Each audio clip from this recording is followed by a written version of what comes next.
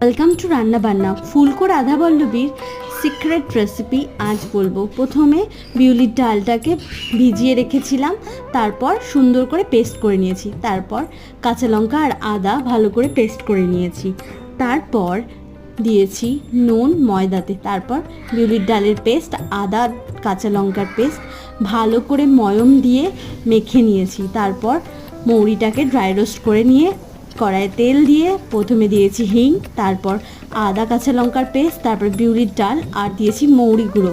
ভালো করে নেড়ে চেড়ে নিয়ে পুরটা রেডি করে ময়দাটা মেখে নিয়ে তারপর পুরটা অ্যাড করে দিয়েছি। গোল গোল করে লেচি কেটে নিয়ে সুন্দর করে বেলে নিয়েছি তেল দিয়ে। তারপর ভেজে নিলেই রেডি হয়ে যাবে আজকের ফুলকো ফুলকো রাধাবল্লভী। খেতেও খুব সুন্দর হবে।